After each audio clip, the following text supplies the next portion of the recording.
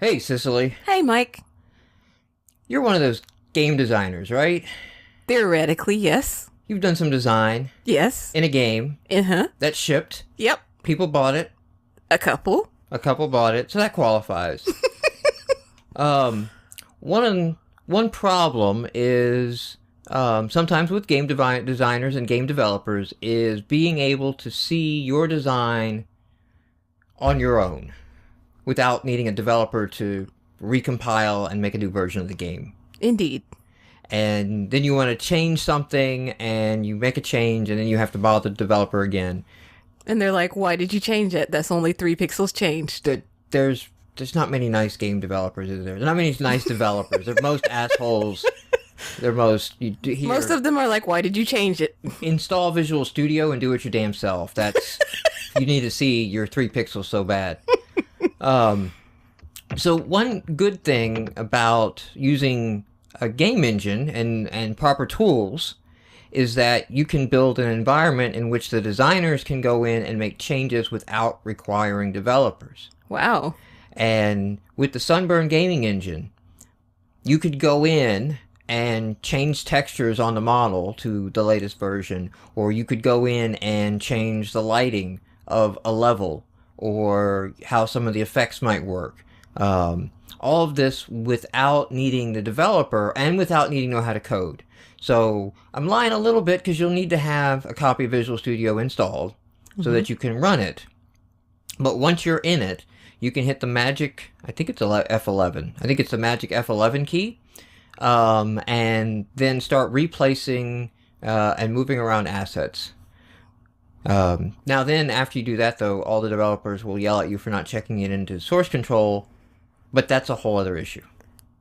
I evolve on to the whole permission versus forgiveness. So, the Sunburn gaming engine can be a very good tool in your tool set to make it easy on the whole team to get in there and work on the game. And you can find out more at synapsegaming.com. Okay, let's start off the show. That wasn't too rough. That wasn't as painful as it could have been. I'm gonna mic adjust here. I'm gonna go let your cat in before he decides to kill me. Oh, okay. Well, you go get the cat. I'll bring in our guest this week is Jim Perry of Mock-Up Games. Welcome to the show, Jim. Hi. Glad to be here. Let me ask you, have you shipped any games on Xbox Live Indie Games? Not on Xbox Live Indie Games. Okay. Back in the day, long ago, I spent 3 years in the game industry, and I did work on some games that were actually on store shelves, though. Oh, really? Of course, nobody's probably ever heard of them, but... All right, let's just see. Let's just throw out these titles. Name drop here. Emperor Rise of the Middle Kingdom. No, that wouldn't... Antietam. I've heard of that one.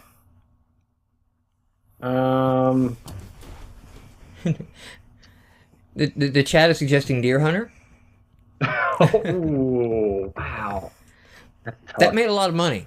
That did make a lot of money. Yeah, don't mock it. I still would not associate myself with that. It was a silver dollar games of its time.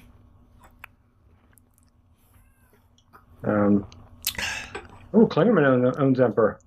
Oh, all right. Well, that was back when I worked for Breakaway Games.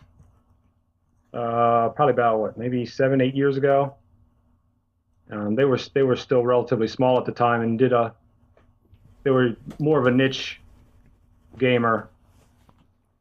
So then, did you leave there because your bio says that you're working line of business apps and boring code? Yeah, I do boring military websites and apps. So is it just fun? The only fun I get to have is at night when I start working with XNA. Was it just the crazy game hours, or the low pay, or what made you leave the glamorous life of being a professional game developer? Downsizing. Downsizing. That's part of the one of the negatives of being a niche genre company. We've shipped the game now and don't actually need all these people. No, well, they were struggling to find more work and just had too many people. I guess I was overpaid. I don't know. So what were these? Emperor sounds like that'd be a real-time strategy. Yep, they were. They did city builders, real-time strategy type, war games. Now there was a Napoleon's Last Battle was another one, I think. There was a real-time strategy game on an indie studio. I think they were Windward Studios. Windward sounds closer. They did Enemy Nations. Okay. I didn't know. I'm not a big real-time strategy player. Oh. I'm an RPG geek, like what's his name? Dylan? No, Where's Zombie? Oh, Robert Boyd. Yeah. Yeah, so I guess, unfortunately, you were up against, or at least for my playtime, like, Warcraft 2, and StarCraft. Yeah. StarCraft actually ruined me for real-time strategy games. After StarCraft, I couldn't play any others. It was like they were not as good, and I just kind of fell out of the genre as a whole. The closest to the RTS series I ever got was Final Fantasy Tactics. So I saw now from your screenshots, you're working on a card game in XNA? It's it's a board card game. Are you shooting for Xbox on this one? I'm shooting for Xbox and PC. Xbox and PC. Can I ask you why? You've been around long enough to know how this is that's gonna end.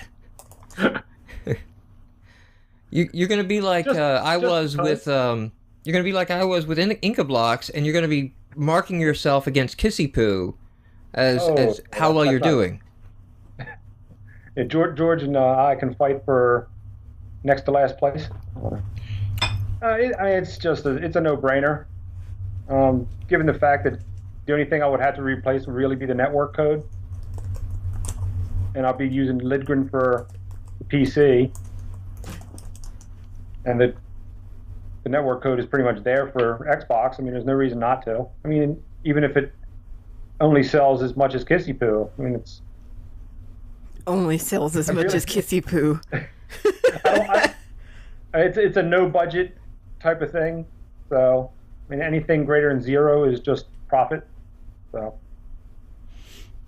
as long as that greater than 0 is greater than 150, it's profit. Well, yeah. So if you come up like Inga Blocks and stop around 80, 90, it might as well be 0. With that. So, anything else you got going on in development? Well,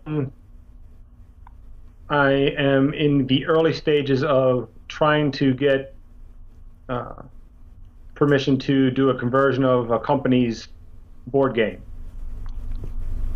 Okay. And that's about all I can probably say about that. Okay. Yeah.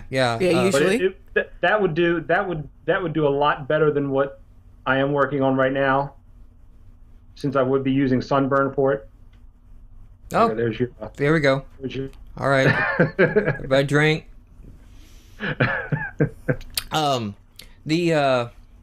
I sent an email in and I never heard back. Of course, I just had like a email. I didn't have any inside information or contact. I tried to send an email in off the contact form for Blockus, because the board game that Inca Blocks is based off of, Rumus, they purchased and is now resold as Blockus 3D.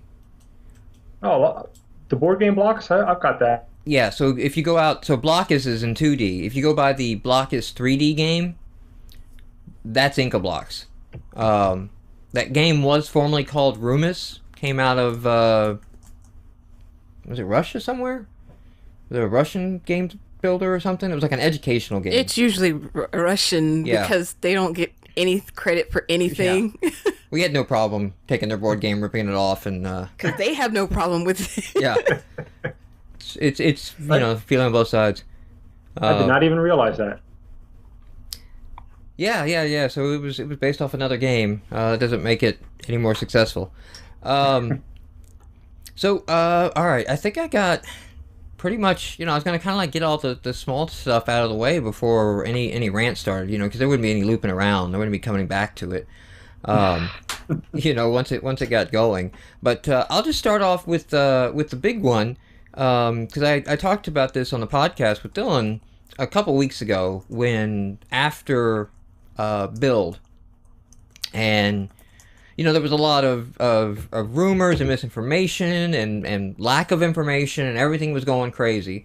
I told Dylan on the forums a lot of times I have a weakness of getting involved in Jim Perry threads. And on the XNA Future thread, I was in total agreement with Jim Perry on both sides, and I'm like, something's seriously wrong at this point. Like, of all the things that you can point to of theories, like, in total agreement with Jim, that it is over. That's just a kiss of death right there. That is it. You might as well just quit. Now that it's been a few weeks and things have settled down, where are you at? Where are you thinking of doing personally? Like, where are you hedging your bets personally? Because nobody really knows much at this point other than a few pieces of information, and all those are subject to change, to be honest. Yep. Yeah, I mean, there's still the possibility, slim that it may be that they may work in some hooks for XNA to make it a Metro style game, but I'm not holding my breath. I mean, I'll probably still push out XNA games on the PC. I'm thinking that there might be the possibility that Sharp DX may be a way to go for getting some hooks into make it a Metro style game, assuming that Sharp DX gets to the point where it's officially can be a Metro style game on the marketplace. But I mean, there's also Indie City. There's Steam. There's still plenty of space for XNA games on the PC, even when Windows 8 comes out. Which, I mean, I'm if it comes out by next year, I'll be amazed anyway. But there's still plenty of life in XNA on the PC, on the Xbox, on Windows Phone. So, I guess my biggest concern is that I feel like it has very tenuous status on the Xbox. I'm just waiting for the dashboard update to come this fall, and it's not there, or that it'll be in the next version. Yeah, and it's always had tenuous status, though. And it always has, yeah. This isn't anything new. But the phone also seems like a pretty loose peg to hang your hat on, because I just can't see the phone not switching over to WinRT. It just makes too much sense. I mean, this isn't a platform debate. This just, Microsoft doesn't want to be out there, or I hope they don't want to be out there, being the one saying, like, hey, we have a desktop, a tablet, and a phone platform. Oh, but by the way, you're going to need to move your apps to these slightly incompatible, SDKs and everything. When, the other competitors in the space is, the tablet and the phone OS is the same OS for all intents and purposes. Yeah, I mean, that's been my big thing, the whole 3 screens in a cloud nonsense that they chanted for a couple of years when XNA first came out. I was at... I don't see Windows Phone going to the WinRT anytime soon. But that's just my personal guess. I don't even have any inside information about that. None of us do. The MVPs don't get any more information than you guys do. Yeah, so. and let's also look at how long it has taken to get Mango into consumer hands and actually get that out. I mean, if they want to change the underlying runtime of that phone, That's You're talking years down the road. your Probably. years. Yes, your years down the road. I'm still very impressed that they managed to get Mango out as quick as they did. I personally think Mango came out relatively quick. And I've got it on my phone, unlike George. I'm pretty happy with it. I mean, I do notice some speed increases in some areas and then some glitches in other areas, but that's probably because it's games that haven't been Mango-fied.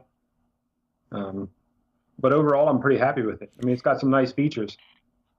I mean, every time I have seen the Windows 7 phone, and this is actually quite often because I'm in kind of that circle, it's a good phone, and I come away from it thinking, because I'm at the end of a 2-year contract right now, and it's like, do I want to get that? Because I really like my Zune Pass, and my Zune Pass would just work on that.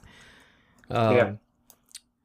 However, now I'm weaning myself off the Zune Pass and going back and forth between Spotify and Rdio before I decide on one of those two. Because my Zune player is about to bite the dust, so I'm going to have to make a decision here and on that. But, yeah, so it just... I don't know. I really like the XNA framework, and it's not a case of easy or hard, or could I go back to C++ and do DirectX. I mean, I did mess around with DirectX around DirectX 3 or so, but XNA is great. I mean, it's really good. Even limitations aside, I know somebody always complains about SIMD access, or somebody complains about some other low-level feature. But I got a group I do every other week with some high school kids and doing game development. And it's like I can take high school kids and say, like, no, you don't need to know how to program at all. We'll figure out C# and XNA as you go. It's that easy. It's that approachable. And they get to run it on a console, on the PC. So I was doing I did a presentation on game development for my son's middle school STEM program. Yeah, I took my Xbox in, showed him dishwasher, said, "Hey, look, this game was made by one guy. I mean, here's what you can do if you really want to." Showed them the Windows Phone, and they were like, "Oh, I gotta get one of them. You can play Xbox games on your Windows Phone? Wow!" And it's huge. My son's 11, and he is getting the basics of C# already. And he's already designing games that he wants me to put on the Xbox for him. Saying it's really easy, right? You can put this on the Xbox. And I'm like, I've been saying it to him for a couple of years that it's so easy to get games on the Xbox with XNA. So he thinks I can do anything, get any game of his on the Xbox that he wants. But yeah, I mean, I still love it. I mean, I'm still a huge XNA fan, and I'll be using it until I can't type anymore. I mean, I've said for years that I'll never touch C++ code again if I don't have to, and I don't have to. Even on Win 8, I'm not going to have to. I mean, I'll still be able to get my XNA games on Win 8. So what? If it's just a link to my website, I'll put it up on Indie City and put a link on the Win 8 Marketplace. Now, back up there for a second. That's something that I've been slightly confused on, and finding out real information is spotty at best on that, because they've come out in WinRT, and they've said JavaScript, C#, C++, XAML, HTML, pick your poison. But is the DirectX stuff that they're shipping in Windows 8 accessible from C# without doing COM essentially, or interop? Not that I'm aware of. You'll have to have some kind of wrapper library, and that's what I'm thinking. As far as I know, SharpDX is pretty much there already. Okay, all right. So that's why I see in that XNA Future thread so many people talking about SharpDX, because I was like, well, I mean that's we're basically going back to managed DirectX. I mean it's crazy that we're jumping back in time. What? How many years? Well, not only manage DirectX, but reading more into Windows 8 and the way Windows 8 are working, we're jumping back into developers handling their own memory allocation. We're going much further back in that, because I was reading in there about basically how tombstoning goes in Windows 8, and you have 5 seconds to free the resources so that the system runs faster. I'm thinking, didn't we learn our lesson? Didn't we learn that developers suck at managing their own resources? And that, take that away from them and let the OS do that?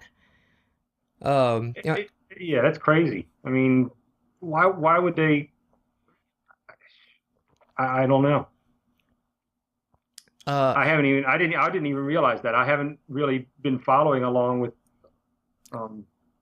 that was anymore after the initial blow up. But that was me watching videos and more between the lines. When I was reading about or watching like how especially like the tombstoning and when your app's active and when your Metro app is active, when your Metro app is not active, how you go in and come out of those states.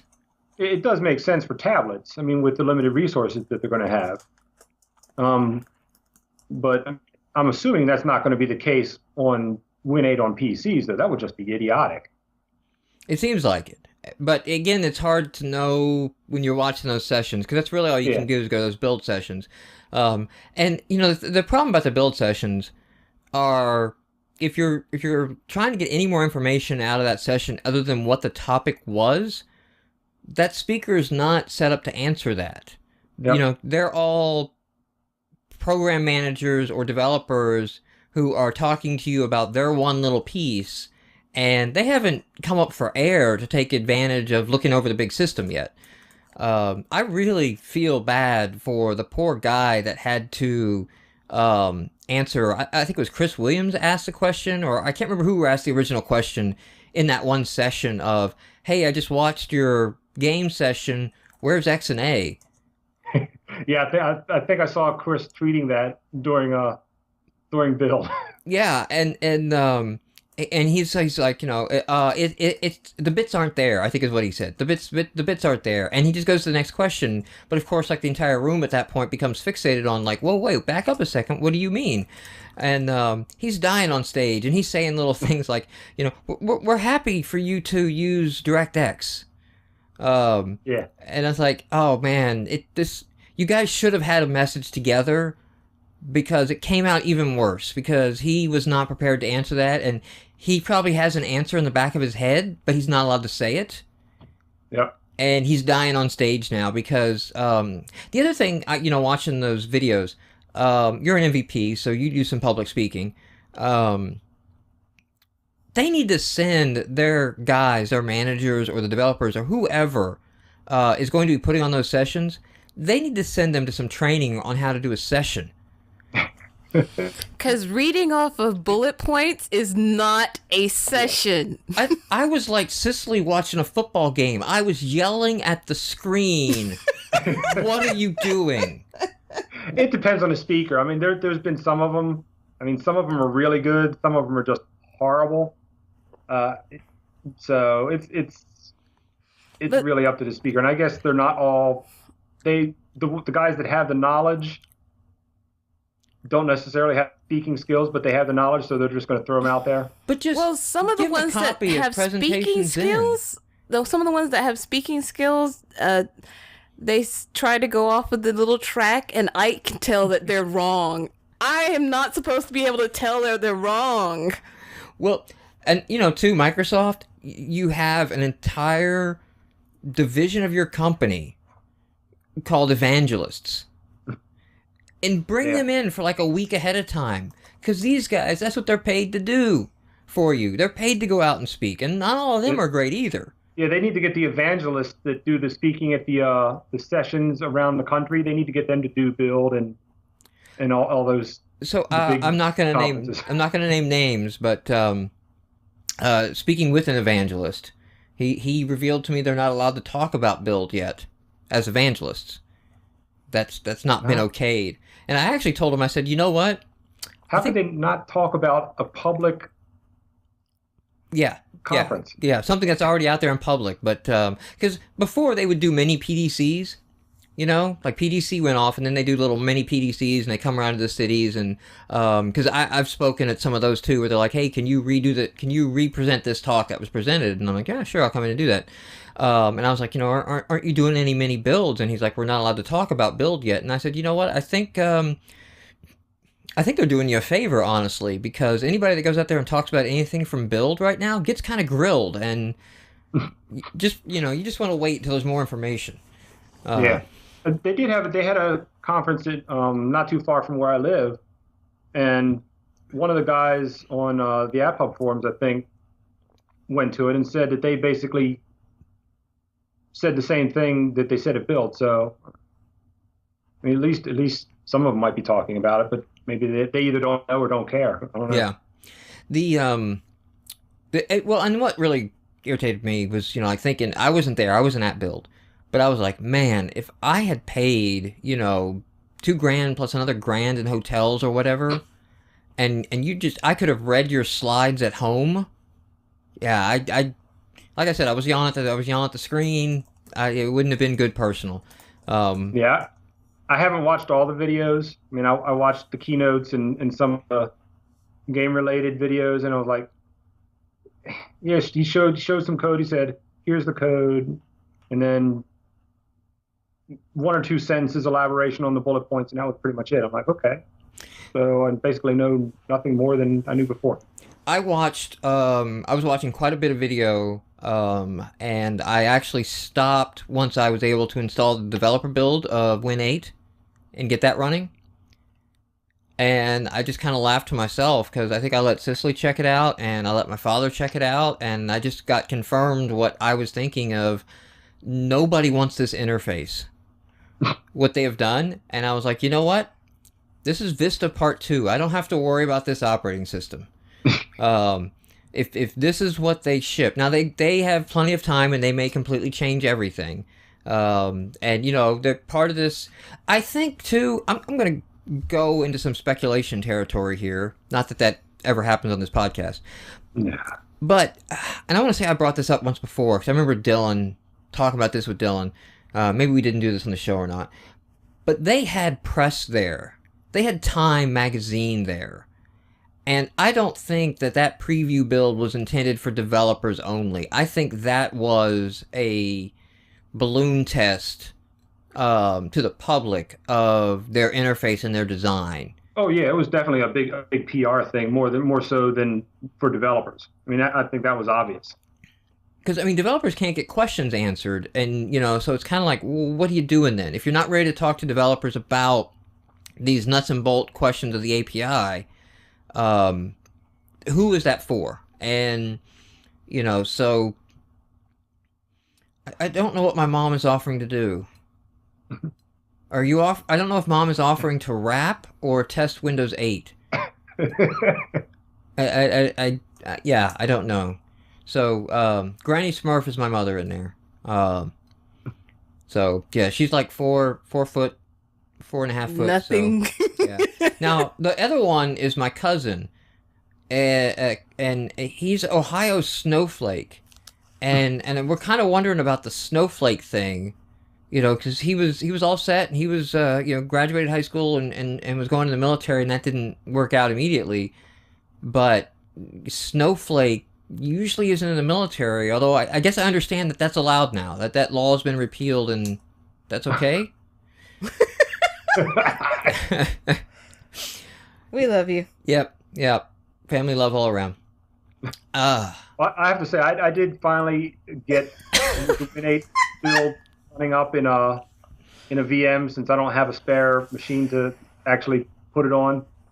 And for my PC, if I got a PC with Win8 on it, I would be going back to the old interface anyway. I would not be using that as my desktop or laptop interface. Yeah, the Metro launch screen. Yeah. I mean, it's probably going to be great for tablets, but that is not a desktop operating system. I'm sorry. It It's not in the slightest, and I know at the moment you can shut it off through a registry hack, but when I installed it and I did the boot from a VHD method, so that I was basically running a virtual disk, but everything else was native. I just, like, hey, I'm gonna immerse myself. I'm gonna just, jump in with it, but it's like, man, just and the parts that are funky is just like when you I don't know if you do any WPF coding. Just a little bit. Okay, and when you're in WPF, all of a sudden you run into spots where WPF, they just left empty. Like, say you need a print dialogue. Who's ever heard of a print dialogue? Why would you ever need that? And then you have to dip into Windows Forms and grab the Windows Forms file dialogues and print dialogues and use them, because not all of those are in WPF. Same thing with Silverlight. Yes. I mean, there's gaps in Silverlight, too. You have those gaps in Silverlight, and, I am guilty of calling into JavaScript from Silverlight to pop up some boxes and stuff. It felt like that in that Metro interface as well, because I went in and, you go into change settings, and you have this nice, lovely Metro, here's all your settings.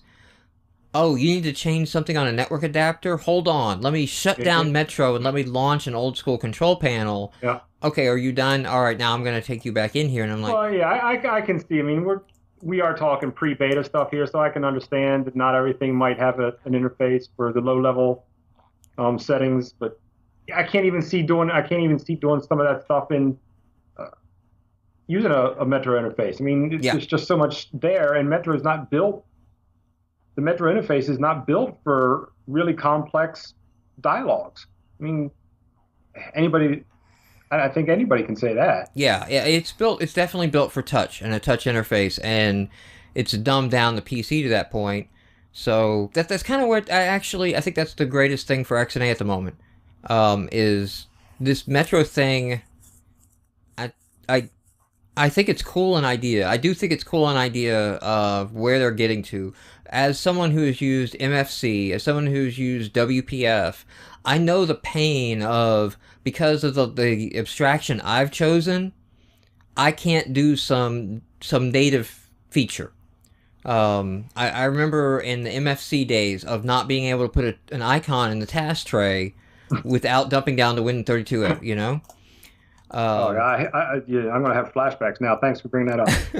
You remember the little MFC blocks that used to start with your app?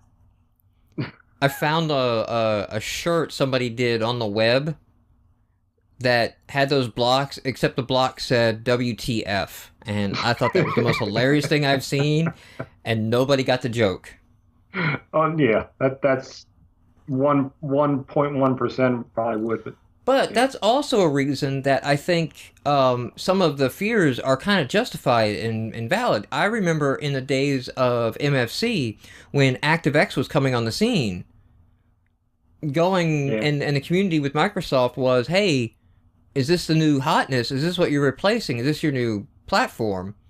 And constantly hearing, oh, no, we're still behind MFC. We're still behind MFC. And then, no updates for 4 or 5 years on MFC. Now, the funny thing is that when .NET 3.5 shipped, there were MFC updates along with that build. And because Jeff Process, I don't know if you're familiar with him. I know of him. He lives in our town. He lives in Knoxville. And for me, this is like meeting one of my gods and heroes. Like, I had no idea. It was like, oh my God, I learned to program MFC from your book, and he apologized. But I think on both counts, from A, learning it from his book, B, working in MFC. Doing it anyway, yeah. Yeah. But yeah, I saw him, I was talking to him, and he's like giving an MFC talk, because Ballmer came to Nashville a year or so ago. It was a big deal, and all the MVPs were pretty much like called up to like, form ranks and dress parade and everything. And it was funny because we got to work the Ask the Experts booth, and me and another local MVP, Alan Stevens, were like, man, we don't belong here, because the other MVPs are Billy Hollis and Jeff Procise and, like all these huge guys that have been around forever. And, we still don't understand why we're MVPs. So our Ask the Experts, what we actually did is people would come down and they would ask something and we go, oh, Billy Hollis is down the hall. Jeff Procyse he's getting a cup of coffee and he'll be back to talk to you in a second. Is there anything we can get you? Would you like a drink? Because nobody wanted to talk to us with them there. But yeah, he was at that session, he was given an MFC talk, and I was like, why are you giving an MFC talk? He's like, there's updates to it, go figure. So Microsoft doesn't come out and announce the end of life on a technology, generally. It's very rare. They usually come out and they have some new technology that's obviously fit to replace it, or talk like it's replace it, or could replace it, but they tell you... replace something. But they tell you it's still supported. It's support. No, we support that. It will still run. It will support. Oh, that team will say we still support that, but the other teams probably are going to be saying, well, no, you need to use this. Yes. Yeah. And that's part of the problem is the team versus team issue that we've been seeing for years at Microsoft, and that's why it's so hard for even the MVPs to get information, because you've got one team in control of something that overlaps a bunch of teams, and you're part of the bunch of teams, and you can't get anything. So I mean, we're left high like everybody else. I think my greatest example of that is the pivot viewer control. I got the pivot viewer control when that thing first came out, and I said, man, I love this control. I'm going to do stuff with this control that is awesome. We're going to get married. We're going to have pivot viewer babies. This is what's happening. And at first I used it for my company, which I work at a company that sells jewelry. So I have the perfect cross-section of wonderful data and great visual imagery. Because, you want to see all these, you sort by aspects, and then you want to zoom in on that stone and see if it's scratched or any occlusions or what does it actually look like. So it worked perfectly with the deep zoom and the pivot viewer and all of that. And I kind of pushed it to its limits early, and I wanted to get in touch with the team. At this point, I was an MVP. And an ASP.NET MVP, too, as well. And I think Silverlight had just gotten its own MVP group. They just split off, and they kind of had their own MVP track. So prior to that, it was kind of like all the Silverlight stuff was in the ASP.NET world. And so I knew a lot of them, and I said, hey, I want to get on this. And it's, oh, well, this is a Live Labs thing. Like, oh, okay. So we start going through all that procedure, and then the program manager wanted me to say that my company could ship an e-commerce solution in 3 months with Pivot Viewer to get early access on their betas and stuff. And I said, hey, we need to make money on our site, and this is a beta control. Like, I can't just tell the company in IT, like, hey, we're going to change our e-commerce site and risk our revenue off of this control. But, I mean, I'm happy to prototype those things for you, and I think we definitely could do that. So it went nowhere. They were just interested in e-commerce stories. It went nowhere. Then you guys started talking about it. I took over Xbox Indies, and I put it up there. And that was the MVP summit I was not at. But all the MVPs were just pinging back and forth. In fact, it was quite funny. I think a couple of them thought I wrote that control. And I was like, no, this is actually Microsoft stuff. There might have been one or two XNA framework developers that confused me for writing it. I'm like, no, that's Silverlight. That's you guys. That's all you. That's stock for that control. So that renewed my effort with the lead developer of Pivot Viewer. Heard about all the buzz at that summit. So then he contacts me and he's like, I need you in my beta program. And I said, funny you should mention that. So we went through it all again. Of course, it's the same PM. Of course, now she's getting me in. We go through all of that. At this point, I'm transitioned out of MVP. I have like 4 NDAs signed with Microsoft. We sign a 5th NDA with Microsoft because they just, why not? They're boilerplate. They're all identical, but why not sign another? So I signed a 5th one. We go through, and then Live Labs gets shut down, and they move the Pivot Viewer team into the Silverlight team. Okay? And now there's need to sign another 42 NDAs just to even get told that you can't do anything with it. It's too late now because it's part of the Silverlight 5 beta. And the Silverlight 5 beta early access program is filled up now. How do you fill up something that's virtual? All seats were taken, yes. So, I mean, that's they didn't have enough bandwidth. All the NDA we require has been signed, and we are not adding any more, damn it. If I had a 6th level NDA, that's 6th level NDA access, and I only had 5 NDA level access. So I couldn't get to it. But it's frustrating that the bureaucracy that you do get caught up in sometimes with inside Microsoft. And it's sad, too, because I've experienced and seen a lot of infighting and protectionism between the teams. I've seen that a lot more lately. I mean, and that might have been because my view was so narrow on XNA. But once it started branching out with Windows Phone, and it's just ridiculous trying to get any kind of answers. Of course, losing the community manager didn't help either. So no, that didn't help. And when you see the Windows Phone 7 moderators at Microsoft in the forums say, "Oh, you're Xbox Live," that's not our job. You need to go over here, and it's like, I thought these are Microsoft. I mean, there was a rant that got deleted. The forum ate my rant, but in the thread with the EIN number or whatever, the ITIN number thing, that one like boiled my blood where I had to post and say like, I did not pay to Windows Phone 7 and Xbox Live Indie Games separately. I paid one Creators Club account. It went to the same company. Yep. So you should have the same process. Like if I'm verified for international sales on the phone, then Microsoft has figured out a way of internationally verifying sales, and it should be the same across both.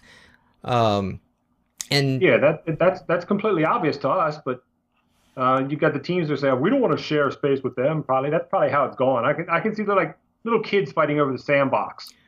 I can see that visual. That visual with the teams from the Windows Phone and the XNA and the Windows teams, like, you can't play in my sandbox. They're less even though sandbox and more like wolves over the same piece of prime beef. But I think it's the corporate culture from all the way in the top, and that's the way it comes down. A lot of the VPs are territorial over their departments. And I've experienced this for years, the difference between the developer division and the data, the SQL division. And the reason that those tools don't integrate very well is they're different teams. That's straight up the answer. The reason all your SQL tools are not wonderful inside of Visual Studio, or that they're finally getting some of those in Visual Studio, is that was Div Dev and the other was the data team. With that. Who is Sick Reasons? Sick Reactions. Sick Reactions? Sick Reactions? I don't know. Seems like they know me. That's why I'm asking in the chat there. Yeah, so it's... And what I really want to do is I really just want to slap them all around and go like, this is why you guys are losing. This is why you guys are nothing of market share in mobile space. It's not because the phone sucks. The phone is awesome. The phone is great. But you screw it up at all these little easy points that you should be able to just knock out of the park. Because I thought Windows Phone 7 was going to come on the scene and just obliterate. Because the number of developers behind Microsoft's ecosystem are legion. You just managed to frustrate them all.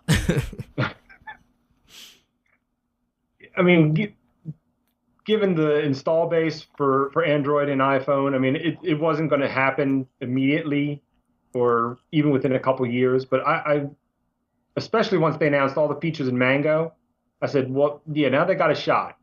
Then they announced the Nokia deal, and I said, okay, that's going to make it even better. And I'm still hoping for big things. What is it? Is the Nokia conference next week? I think so. Yes, I think that's. I'm hoping for things from that. Because they have the problem of Android in that it's not the same phone. So you have some development issues, and you could have some people have the phone that could run your app, and some people have the phone that don't, and then some people have the carrier that gives them Mango, and some people they have carriers like Klingerman and they don't get it. But I mean, as a consumer, I can tell you that is what's turned me off from the Android operating system. That's why I'm leaving my Android phone. I got it originally because I wanted, I love the idea of access to my phone.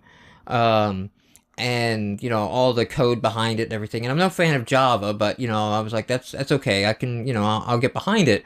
But as using it, I found like I'm more consumer than I am developer minded about my phone. And it feels like such a gamble. It's like if I go out and grab an Android phone now, and I pick the wrong model, I could be out of updates as short as 3 months from now. Yeah. How much of your apps are going to work with that new model? I already got told no by Amazon when I tried to install Plants vs. Zombies was free. Was one of their free apps. And, I went to go install Plants vs. Zombies, and it's like, oh, no, you can't run that on the original Droid. I'm like, well, let me try. But it's... That was always... That and the fact that the closedness of the Windows Phone OS is actually a big selling point because, I mean, look at the explosion of apps on Android that are actually causing issues. I mean, yeah. Now there is something to be said for I like the we're going to publish anything, we're not going to curate, but there has to be some gatekeeper because. I mean, I would not install a bank app on my Android phone. Yeah. There's been too many cases of, oh, hey, that is, actually a Trojan. And, they're stealing bank account numbers. They're getting you to type that in. Plus, I mean, it's kind of wild, wild west and people are rooting and hacking. And while that's cool from a developer, it's like, hey, yeah, you can do all this stuff. I'm at the point now, 35 years in the life, I like to get paid for the things I do. And it's like if I put an app on there, I don't mind if some people pirate it. I just don't want a app in the App Store that is my app pirated. I want somebody to go like, hey, no, shut that down. But, then again, I saw last week, somebody pointed me to the emulators, the Nintendo emulator that's up on Windows Phone 7. So I'm like, well, maybe they're not doing such a hot job there with that. But I didn't follow up on that. Have those been taken down yet? I haven't gone to look. I don't know. They could still be up. I don't know if they've been taken down. Hopefully. I mean, hopefully they got a little bit more attention. When I search for those, too, like some of the sites like Joystick, or I don't know if ours, but Frog the Door said no, had run those stories as well. Then again, ours had been running stories on the point hacking that's been going on. And you mentioned a little bit before the show, unfortunately, you got hit with that. I got hit with that last Sunday. Got 2 email confirms Sunday morning saying, thank you for purchasing $49.99 and $69.99 worth of points. And so, oh, okay, well, that wasn't me. I wasn't even home then. So I called the bank. When I got home, called Xbox. Said, yeah, well, I have to shut down your gamer tag for 25 work days. Okay. What do they do I can't, for 25 business days? What are they doing? They have to investigate to make sure that you really didn't purchase those points. I'm like, why would I be calling you if I didn't purchase them? Yeah. I'm going to buy those points and then call you and say, hey, lock my account for a month because I'm just playing with you. I mean, what? It's not like you bought a game. It's not like you bought a game and didn't play it and didn't like it. You just bought points, and if they're still in your account, I got to it before they could do the FIFA thing that everybody else was experiencing. I mean, the only thing they did was purchased some points, and it was still, I mean, it still hadn't gone through my bank when I called my bank, so. Oh, okay, yeah, you were able to get to there. Now, you did tell me, too, it affected your Xbox and it affected your Creators Club, but it did not affect all your other live services on that same account. My live ID is still okay. I mean, I went in just in case and changed my password for my live ID. But the only thing it's shut down is getting online on my Xbox, which means I can't peer review. Yeah, which means I can't fail games. So I've read, you guys out there can get your games passed now that I won't be failing them. There was a Silver Dollar game go up today. Yeah. You're just not there. Hell House? No, that one looks like it would be one, but it's not. It's not a fail one? No, he's Bloody Mary. Bloody Mary, yes. That's the one. I actually, that was one I actually looked at before I got shut down. I couldn't find any fail it, but no reason to pass it either. Nope. Yeah, Jim, we want you on that wall. We need you on that wall. We I guess we're gonna have a gap. Yeah, you'll probably see a vast incoming number of crapware, more so than usual. And I gotta say, of late, post Dream Build Play, prior to Dream Build Play, the level of crap was the highest I'd ever had to deal with on a weekly basis. And then after Dream Build Play, it's not like the weeks have been great, but they've been games. I can honestly say, like, okay, this is obviously somebody's first attempt at a platformer, but at least it's a platformer. And it's not a dating sim or a trivia game that doesn't even keep score on your trivia. So, I have no problem with the guys that are first. I mean, they've never programmed before. I mean, usually they can't even get to the point where they can get a game in peer review in the first place, let alone actually get it onto the service. I mean, there are some that will do that, but for the most part, it's not first timers trying to get stuff onto the service. It's the people that are jumping on the gamers will buy any kind of crap, so I'm just going to throw crap on it because it's quick and I can make a buck. I mean, one of the things you'll probably be talking about is I'll get ahead of you. I want to do that. Yeah, the International Mooing Contest. Yeah, it's just a rhythm game, and not a good Simon, a bad Simon. But do you realize that used to be International Farting Contest, or it was a farting contest game? Oh, is that another? Oh, so they've reskinned their prior game. So which I failed because it was crap and didn't work, and they changed it around and made it a mooing contest game instead. And I looked at that. They must have fixed enough of it that I couldn't fail it in the 10 minutes that I could stand playing it. So I didn't pass it, and it got on. But I mean, that's obviously not somebody's first attempt at developing a game. It's somebody jumping on the crap bandwagon because gamers are still stupid enough to buy the crap. And I think I'm going to put more of the blame here on the interface on the console. If the interface was better, such that the crap just gets buried, and there was a good and proper rating system. I won't get to all what that means, but it's broken on the current one that we have. You mean not being able to rate a game that you've even played or even downloaded? Yeah. Or get a bunch of buddies just to pump up artificially and manipulate. But even that they need more than that, because you need to really have a place to type in a comment. Because you've seen that XKCD one, right? Yeah, two-way feedback would be great. Where the Tornado app, have you seen that XKCD?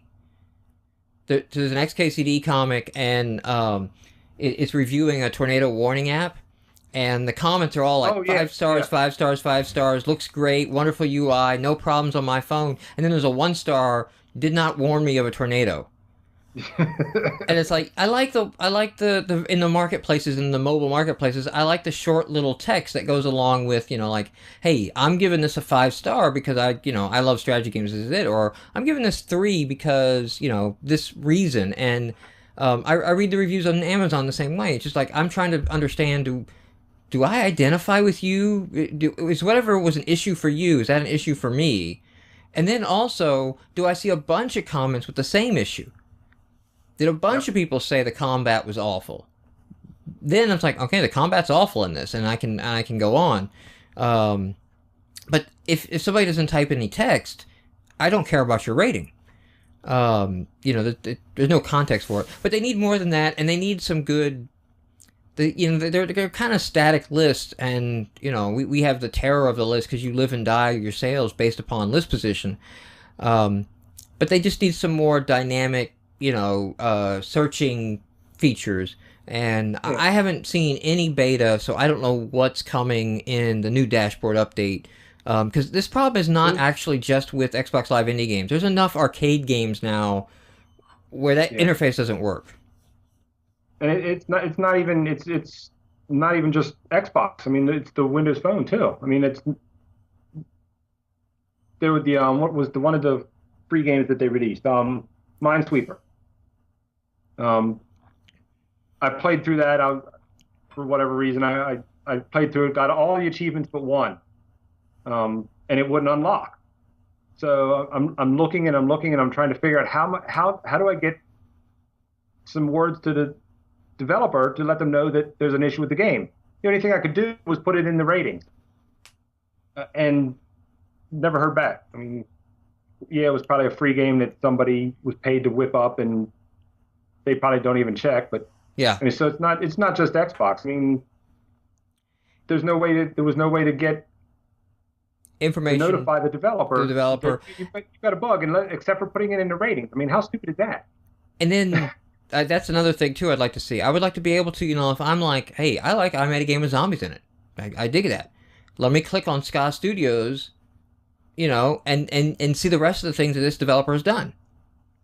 Yep. If somebody likes one of your games, they probably, let me at least make a marketplace link or something so that if you're in the game and you want to check out my other games, then this will go to a page on the dashboard.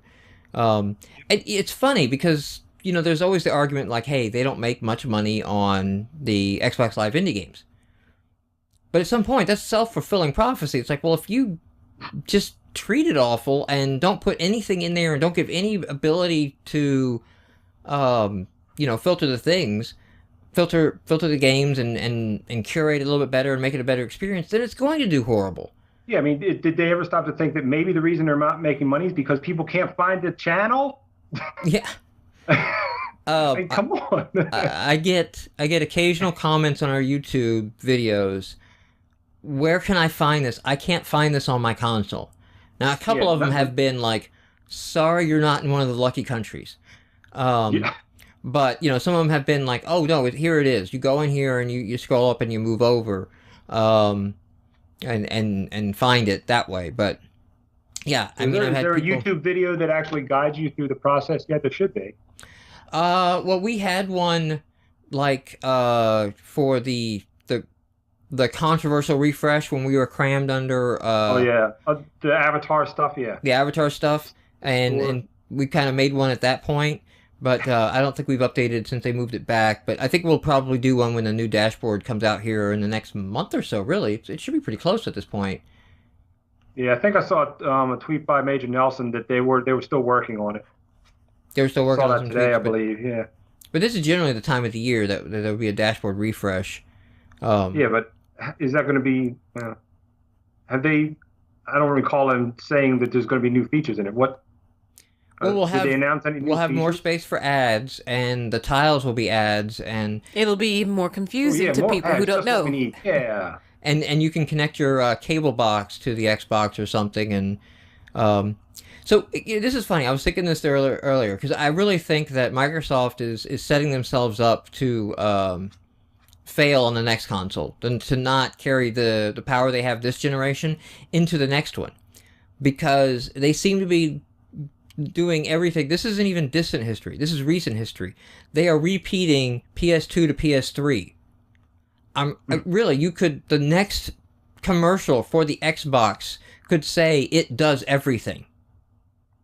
You know, and it's like, we don't want a console that does everything. We want to play our games. I would not mind a console that does it as long as it does it well, but they can't make it do everything well. That's never going to happen. And there seems to be a double standard. There seems to be we want to charge for things, and then so we will not put free things on there. You know, like I have not seen it. I'm kind of curious because I think there's going to be YouTube support in the next launch of the console.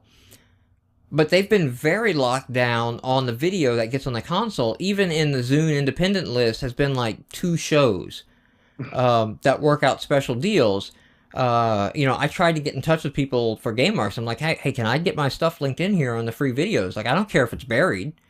You know, down where you had to go into like Zune and then videos and then independent videos and you have to scroll to view all or something. I don't care. But it's like, no, those are paid contracts. Like, if you have content on the console, you have to pay for that because they get a lot of views. They get more views, I think, than most television programs do. So, on one side, I'm like, yeah, you guys are right to charge for that because you're getting a lot of eyeballs when nobody else does right now. At the same time, you're gonna kill the golden goose. Yeah. Because this new dashboard is launching, and I'm pretty certain I will not be able to arrange my home screen. And yeah, in 2011, that really bothers me. You can do that. You can do that with the dashboards on TVs. You can arrange stuff like. Do it on your phone. You can do it on your tablet. You do it on your PC. Everywhere. You customize your home screen to the stuff you want to launch. I should be able to put indie games button on my home screen if I want. Well, maybe when they puts the Silverlight on the Xbox, then you'll be able to arrange it. Doubtful. Even then. So that's there. Any other rant-worthy recent news?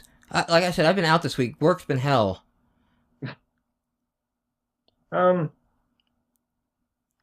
My rants are all pretty much all the usual stuff, but I tried to make some quick notes before we got on here. The hack was the big thing. That was my big thing so far was the hack. Oh, so on the hack, I have heard that if you go in and set up a PayPal account, and I think you have to purchase something with PayPal. I don't think you can do it without actually doing a purchase. Then you can switch your account off of your credit card to your PayPal. Then you can log into PayPal and remove Microsoft as a pre-authorized vendor on the PayPal side. So that if this happened to you, they wouldn't actually be able to do anything because you would have to go back into PayPal and reauthorize Microsoft before the transaction would go through on PayPal's side. So why would I want to use PayPal though? I don't want to use PayPal, but there's no way to go in there and remove your credit card. Just say, hey, take my credit card off file. Yeah, that was the first piece of advice that I got offered by the tech support for Xbox was to take my credit card off of the account so that they can't use it anymore. I'm like, okay, that'd be great if I could.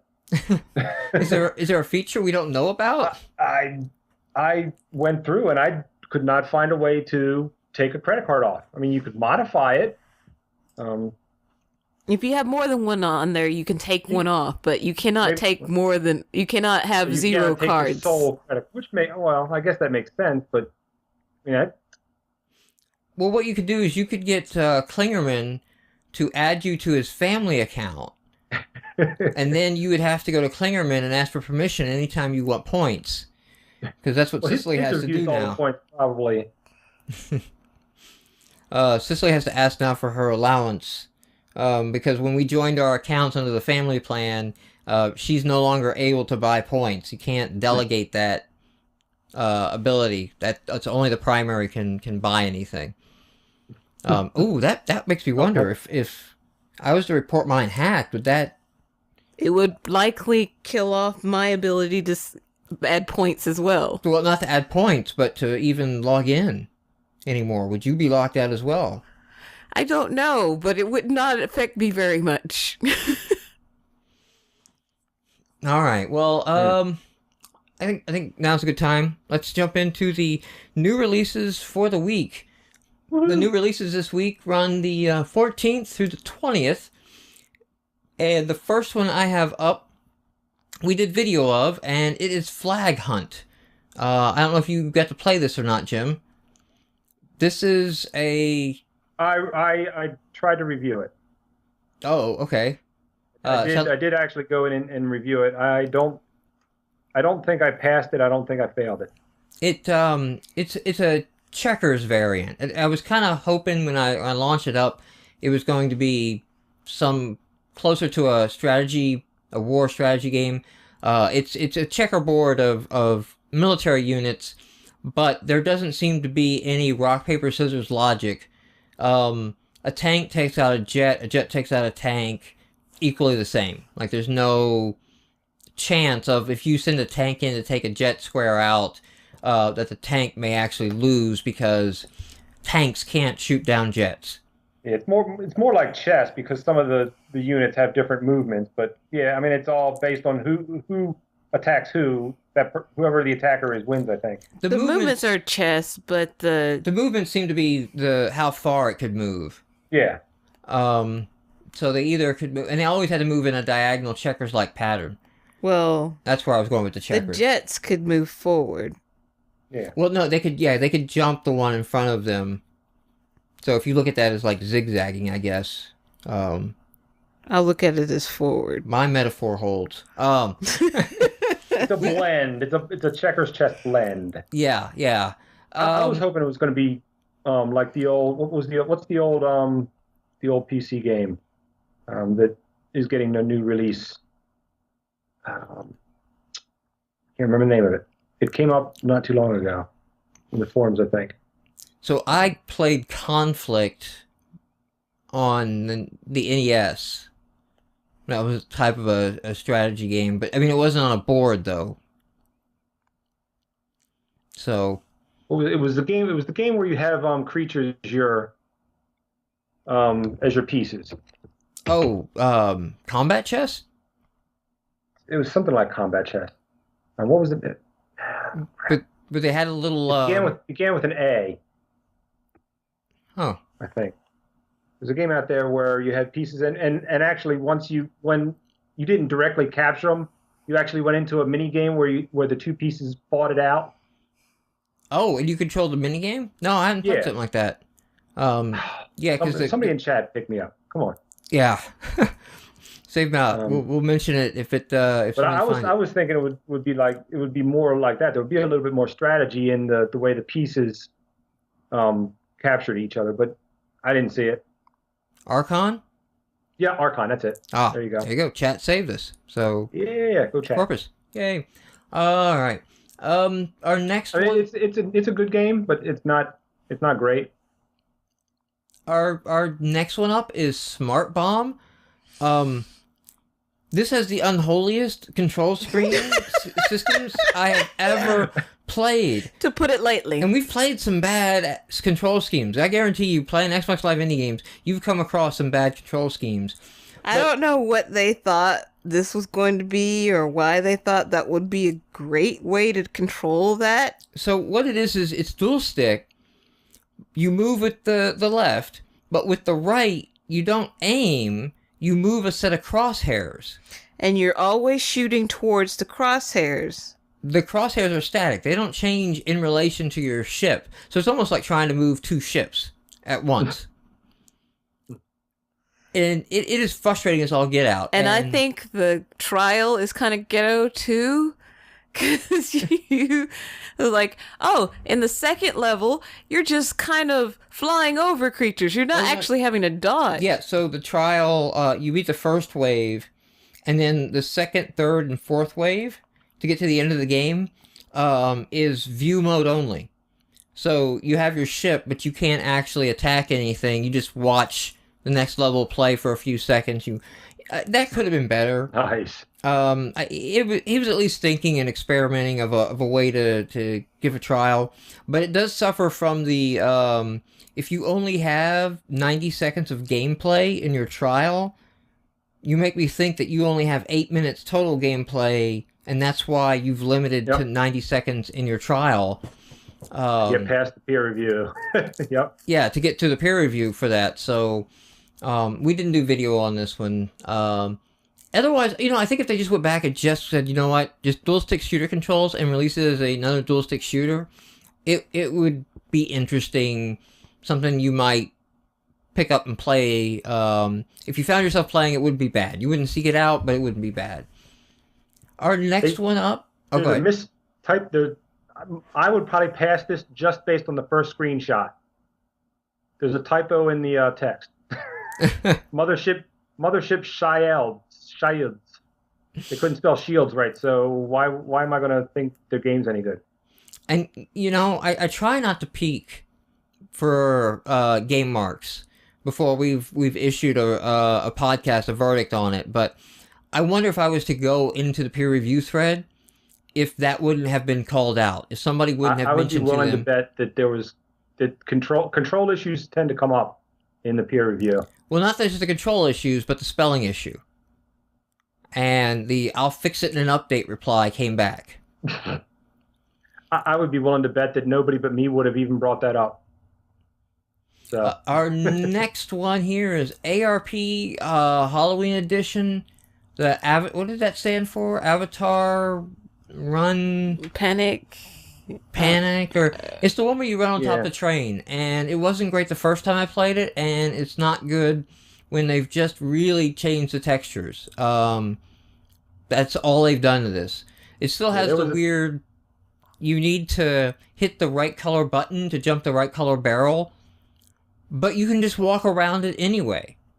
Like you don't actually have to use the right one, or even play the game. You can just run around everything. Yeah, this came up as a question about the reskinning a game should it have been failed, but I guess it got through. Yeah, it eventually got through. I don't... Playing the first one, I don't think so. Unless the developer... And again, I don't go to the threads before we play them.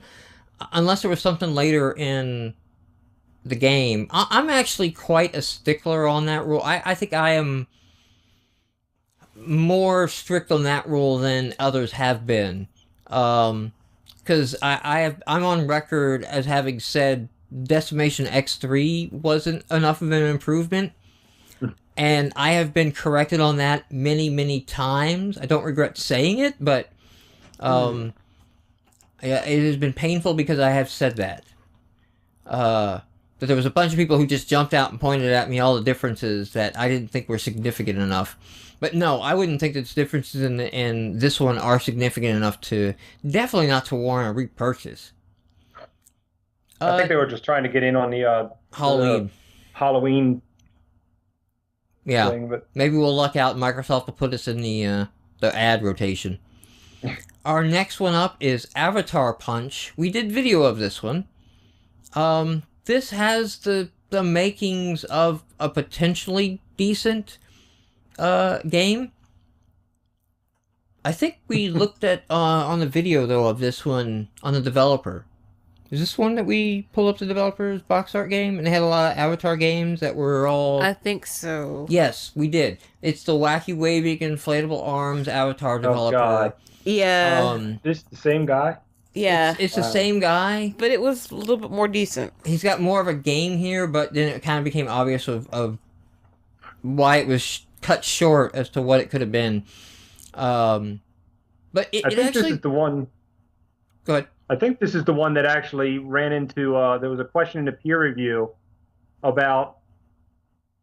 Well, he's wearing the gloves. So it has to be fail. the gloves. Yeah. Could you put gloves on an avatar or not? Yeah, because you're not allowed to cover the avatar up. You can have a helmet. I think the rules explicitly call out a helmet. Yeah. But not gloves. Yeah. Oh, so I'll have to go and look at that around in this, and we got confirmation from the powers that be that you're allowed to wear gloves because it's part of a uniform. Oh, okay. So somebody was actually listening and responded. Yeah, we put a feeler out there, and they got back to us on that amazingly. Because it was an easy, obvious call. Well, you would think, but nothing's ever easy or obvious. Yeah, especially not when any kind of Microsoft legal is involved in any way, shape, or form. Next game up, Techno Chopper. This is another hold the A, and your guy goes up, and I don't know what to call these. I don't know what to call these type games. I call them float. It's like a float runner. It's not a forced scroller because, well, it is a forced scroller. I guess you're just in air. You're just pressing a button to go up and down. It's not a forced scroller because if you fall, it's not going forward. It's not going forward unless you're actually... No, the screen is moving, though. Well... even when you're falling, the screen is scrolling. But when you die, it doesn't keep going. You just have to hold down the button to make it go up, right? Yeah, you're going up, or you hold down the button and you go up, you let go of the button and you'll fall down. It's a phone game. That's what it is. It is a phone game. There's a phone version of this on Windows Phone. Is there? Yes. It doesn't look the same, but I mean it's the exact same game. It's a helicopter that you press on the screen to get it to go up, and the phone version actually looks better than this. This game also has a very short limited trial as well, so it's get to a very short point where it goes like, okay, you've hit the end, and it's like, all right, I guess you may not have a whole lot of content remaining. The music was good. Music was decent. The music was decent. The baby was dancing to it. The baby danced to it. That's what we could say about that one. Our next one is Platform Hack. And this is a attempt at a RPG platformer. And I do say attempt. We did video of this, and it kind of started out, for me, this one started out somewhat okay, because the dialogue it's not great dialogue, but it's decent. But it was short and to the point. It wasn't self-indulgent pages and pages of crap. But then you go into like a few screens later, and then we're going to start joking about the whole premise and the setup and, oh, aren't we doing a trope and let us break the fourth wall? And then it goes into page and page dialogue of what the developer thinks was humorous, what is very kind of tiring and not funny at all, and just distracting me from actually wanting to play the game. The platforming is rough. Very. I mean, there's points where you don't quite make the jump, but it jumps the sprite up. If you've ever seen your pixels do that, where you're about right here and you're not going to make it, but it Mega Mans it up. Yeah, it's suddenly and abruptly. Rectangle. It's bounding rectangle collision detection. It doesn't look like this is doing pixel-based collision detection. Because again, getting hit by the knife. I was getting hit by the knife that was still in air. Yeah, because this is your sphere of influence of damage, and the knife fell right there, and so it was just inside that. Yeah. Although we did video of it because this, as far as I know, is the first game by the developer, and it's a good start. I mean, this is the indie channel, and you get this up here, and you hear horrible podcasts and armchair reviewers hate on your game. But you've got the start of something, and hopefully go back and you improve. So we did do video of that one. It looks like he at least tried. Yeah. This looks like, hey, there's an effort, and a lot of these things you just get too close to the game and you don't realize how bad the game is, even when you have friends play test it.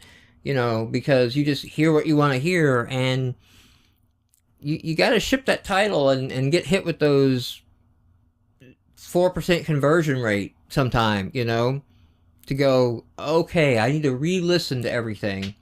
And it makes you better. It does make you better.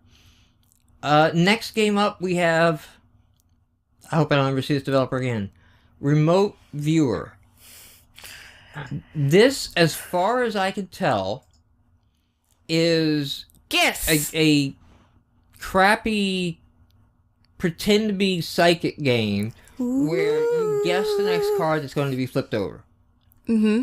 First, you start with 2 cards you have to guess from, and then you get 3 cards you have to guess you from. Get 2 choices, and then you get 4 cards to check. Am I gonna flip over an ace or a king? And then you get a percentage correct. And there is nothing I can find anywhere in the game that is telling you whether or not you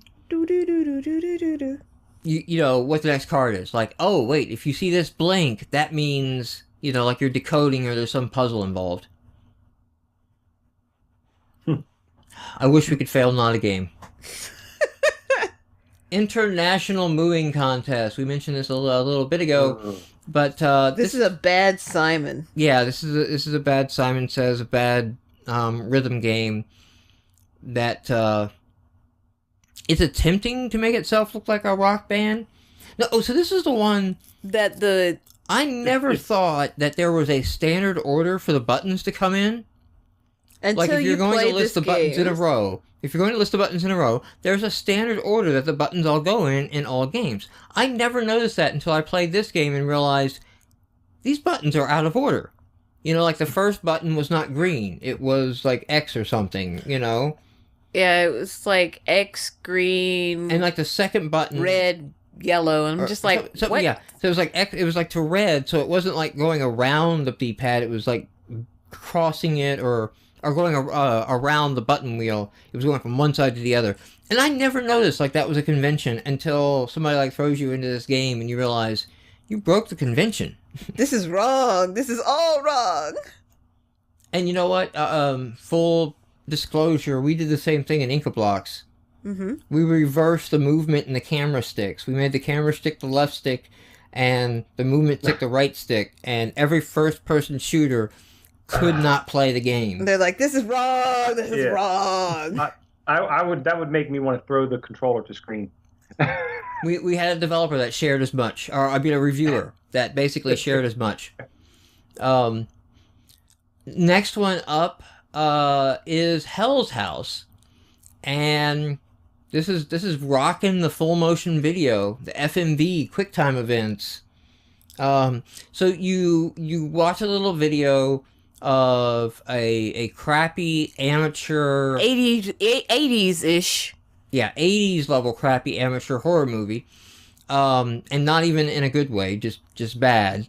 And at a moment, like, you'll see a little clip, and then it'll start a little rhythm, a little Simon Says that you've just gotta, you know... Wait until the button is actually into the little circle. Extremely sensitive as what it counts as on and off. I mean, even on easy, if you do not wait till you see almost the entire face of the button into the circle... You have missed it. This was actually failed before because the mini game was so horribly off. I failed it, and the developer, I got to give him kudos. He did go back and adjust it. I mean, he did I could hit the button and it wasn't even touching the graphic, and it would still accept it. So it makes it worse because you have like some music or rhythm to sync to. And you don't have that, so you don't have anything else to time over except the visual. Yep. So, you know, like some kind of suspenseful music or something, or a beat. Or even a heartbeat or something. Because it looked like it was trying to do a heartbeat in the background, but it wasn't, the buttons were not to that little heartbeat that I heard. You know what? George pointed out that we talked about all the other buttons by color except for X. Apparently we have some kind of No, I said hatred. Yellow for Y. That's what he means. We said X, yellow, green, and red. Didn't say blue. We didn't say blue. We're bluists. We didn't. Well, I'm sorry. X. I have to say X because it's blue on both of the controllers, both the PlayStation 3 and. If that's what you want to go with. You haven't picked up that PlayStation 3 in 2-3 years. The PlayStation 2 was also blue, and I'm sorry. And you haven't paid in 5-6 years. I have played the PlayStation 2. Work that. More recent than I have the PlayStation 3. I haven't even logged into the PlayStation 3 to accept my new end-user licensing agreement. Our next one up is Grand Class Melee. Melee. Whatever. I like Melee. I like Melee. It's not...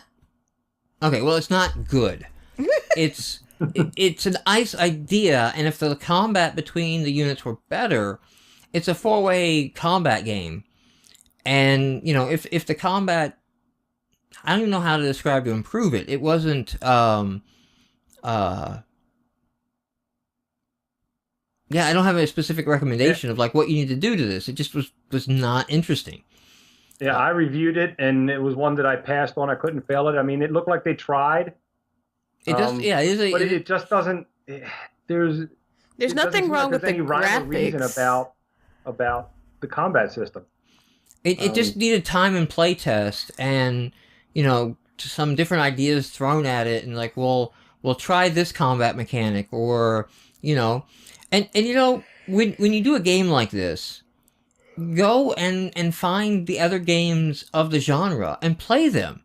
There's no shame in lifting some combat mechanics and ideas from the other games. And in fact, you kind of need to do it, because players are going to kind of expect things to work similar to the other games of the genre anyway. If you're too far out, then you're just going to be the awkward one. So you kind of need to take and build upon, what's out there. So if you're in that situation, look around. Look around for other options. And also, a playtest, which I do know that playtest, of course, is... The playtest is don't even... The playtest forums are just not even existent at this point. It's a crapshoot.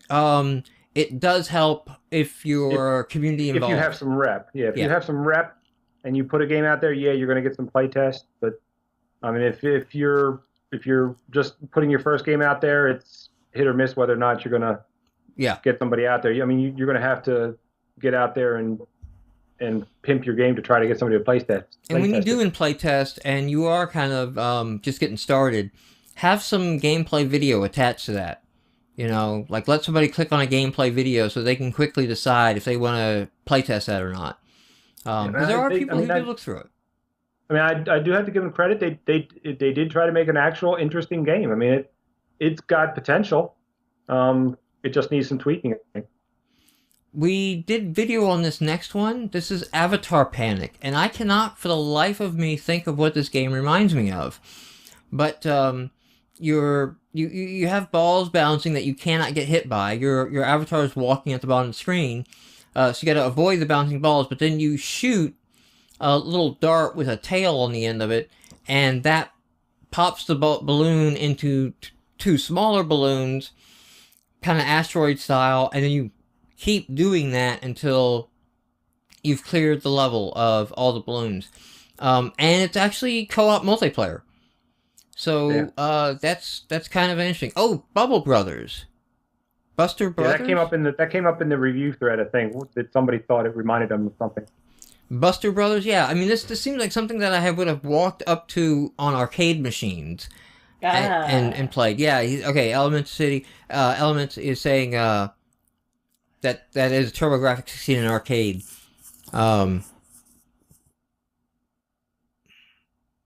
I played this one. I think I might have even passed it. Yeah, it's a good game. We played it, and the fact that it's co-op is kind of interesting. I thought at first we were going to play competitively, but when we realized we were playing together, then we started working as a team, because in different levels that you get more. You actually get ladders to climb up on, and things to break to release more things to break, things to pop. And so you kind of have to work together and let's not get ourselves into a crazy situation where we have everything coming at us at once. lets one person go up the ladder, pop a few, and then I'll go over here and get this. And you even play with shared lives. So we noticed that as well. You both have to die before that life is done, but... Yeah. So as long as one makes it, it's a contra roll. As long as one of you makes it, the other can jump back in. Our last game this week, Final Failure. It's not as bad as the title makes it out to be. The frustration on this looks like a decent platformer. An average platformer. It's not one that I'm like say like you need to go play this. This is, got amazing twist on it, but it's not bad either, and it supports co-op play with multiplayer, so you can get 4 players in there. So it's a little. The characters are tiny. So I mean, if you imagine Contra at like a quarter of the size, that's the size scale that you're playing at. The frustration is that you use dual stick controls to shoot, one to move, one to aim, and then trigger to fire. But you cannot shoot running the opposite direction. So if you're running one direction, then you will shoot in that direction. If you're trying to run away from something and trying to shoot behind you, you can't actually do that. And that's a fail. Maybe it's a gameplay limitation choice. But it's a bad gameplay limitation choice. It's a bad limitation choice because that's exactly what I wanted to do. If you give me the dual stick mechanics, that's what I want to do. With that game. So we did a video of this. It's got boss fights on the end of the levels. It's got a little level up mechanic between the levels, so that you can spend points on your weapon or more health or something like that. One thing I really liked is if your partner dies and you make it to a checkpoint, your partner is alive again. And you regain your health at checkpoints too. Yes, you regain all your health at checkpoints too. I thought that was pretty nice. I kind of like that. Maybe because I'm a 35-year-old gamer and I just don't have the patience to replay these insanely hard games that make you start from scratch after one mistake. But and I suck at those games. Yeah. So I thought that was pretty. I used to be good. That's a good looking game. I would probably try this. The graphics are good. They're small, I think. I would like the character to be a little bit bigger, but aside from the size matters. Yeah, the environment graphics are pretty good. It is definitely polished. Now since I got my site up, I can hit the developer. The developer did Helico Hero. I don't remember playing that one. Although we should have. Because that was a July 2010 game. We must have blasted through that one and just said skip it. Which one what? Helico Hero? These screenshots doing anything for you? I don't remember seeing that. No, it came out... No, it came out July 2010. I'm sorry. We were doing this gig at 2011s when we started playing every game. Okie dokie. That's, so yeah, we probably didn't grab and play it. So that wraps up our new releases for the week. We need a game of the week. And... I don't have a strong. Would you throw out front runners? I've forgotten what it's called now. Which one? With the ribbons. Avatar Panic. That one. I like that one. Avatar Panic. We talked pretty well about Final Failure.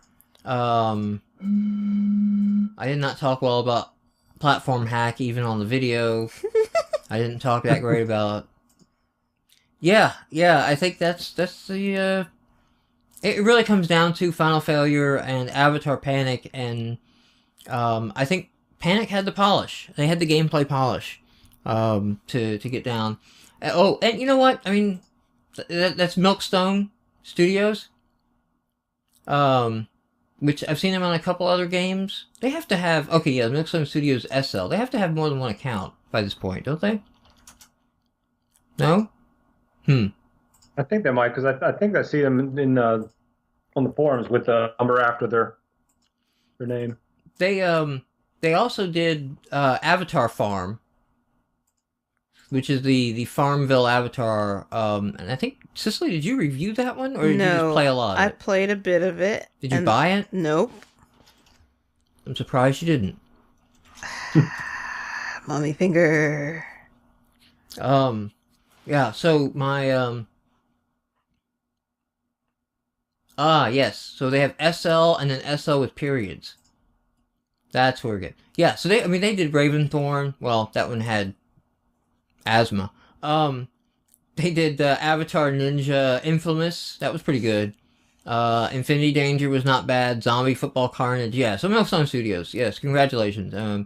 They're doing quite a bit of good titles on the service. They're worth checking out as a whole. You know, it makes me reminds me. I need to in the new Xbox Indie site, as I get it back up, be able to link developer accounts so that you see on a developer page all their games if they're using more than one account, and get that. You would never know. That account only shows 2 games. Yeah. So if you go to games and search Milkstone, you'll find them all, and then you can click on his other title. For what we're talking about, for anybody listening on the podcast, the site at the time of this recording, I'm putting a test one up at Azure, AZURE, at .xboxindies.com, and that is what is currently up and running. But probably over the weekend, I'll have the final bits working and, the little bits that are broken on the site fixed. The majority of Xbox Indies is up and working, so that site will come back and return. GameMarx is going to have a lot more bits for me to have to try to port to Azure and update. But even GameMarx might be back up this weekend, because I'm finding it's not that hard to move into Azure. And for any developers listening on the podcast, if you're BizSpark members, or you have taken advantage of BizSpark or thought about it, and I know several have in talking with it, you do get some free Azure time in your MSDN account. So you can run 2 small instances at once, or the way I'm building it, you can run up to 6 extra small instances. So when I probably get this thing up and running, because even an extra small Azure instance is 780 megs of RAM, I will probably end up running a cluster of 3 nodes for Xbox Indies, and let it scale to web scale, and run on that. Anything before we get out of here, Jim? No, just for the developers out there, just make good games. Stop putting crap on the service. If you're gonna put it out, you better put it out within the next 25 days before my gamer tag gets unlocked. So I'll be back out there. Out with a vengeance. You have 25 business days, unless Jim can pull some MVP strings and get himself unlocked earlier. Yeah, what MVP strings?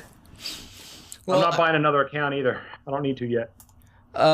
We could probably use those. Did they relaunch a new social MVP site again? You could probably use the features of the new MVP site. All I know is every year that was an MVP, there was a new MVP social site that we were supposed to set up in. No, you mean news groups? I thought the news groups are gone. I thought they shut those down. Yeah, they converted over to forums, I think. I haven't been out there in ages. But no. There was like social networking sites for the MVPs. Like Microsoft's built a social network for MVPs to go in and use. I guess I don't. But you had to be an MVP to be on the network, which defeated the purpose, because it's like, well, I work with the community, so I kind of need to be out in the real social networks. I guess I don't take advantage of enough of my MVP perks.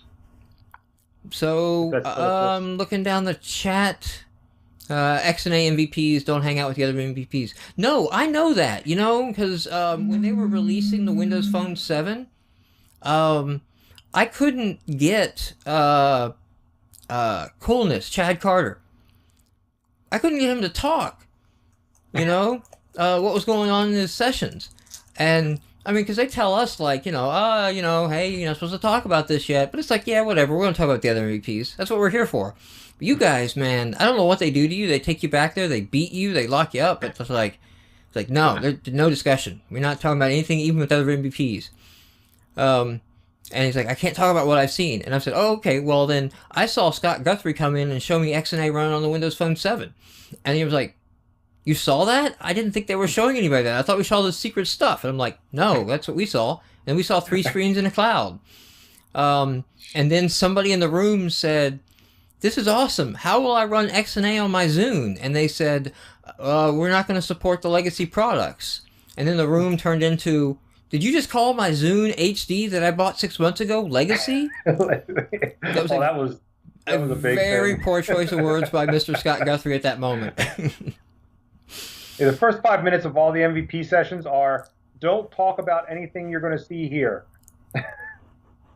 Well, I mean, with us, with the ASP.NET MVPs, and see, I was always allowed to go into like the C# MVP sessions and some of the other Azure MVP sessions, and I didn't have to stick to my. Yeah, we had that option. I think they stopped doing that last year. They had open sessions where you were allowed to do anything you wanted, but I think last year they didn't have that. They stopped doing that. I know I was frustrated because I put down, because sometimes you have to put down your secondary interest, and you only get like 3 of those. And I put down XNA as a secondary interest, and I actually left my feedback of what the hell was the point of that if I didn't even get 1 session I was allowed to attend to. You know, you can't tell me there wasn't 1 session I could have gone to. You know, at least to make me feel loved, you know, and hang out with the others. But, yeah, the XNA team is locked down. They keep it very tight. Not the XNA team, the games division. I think that's the entire division, which it makes sense if you think of what the larger games division does. But when you're a developer, it doesn't make sense. That's Microsoft. Half of what they do doesn't make sense. Yeah. So... all right, I don't see anything. Oh, some harping on the Zune was DOA. I love my Zune HD. I still got it sitting on my desk. I've still got mine. Cracked screen and all. Cracked screen and all. I've still got the one they gave us somewhere. Laserdisc. I've still got the original Zune. My wife and I still have the original Zunes. Laserdiscs are great. What the hell is this gave Zune? I didn't get a Zune given to me. Man, I missed out. You did? Yeah, I got a glass phallic statue. That's what I got. You got 2 glass. I got 2 glass phallic statues. I got 2 glass statues that are both. I would rather have some of the other perks than the glass statue. Both of my glass statues are inscribed MVP 2008 because I was an October MVP.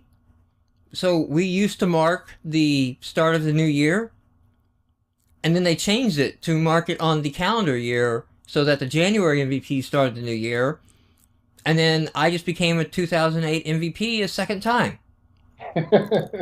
So I write on my resume, it says Microsoft MVP 2008 and 2008.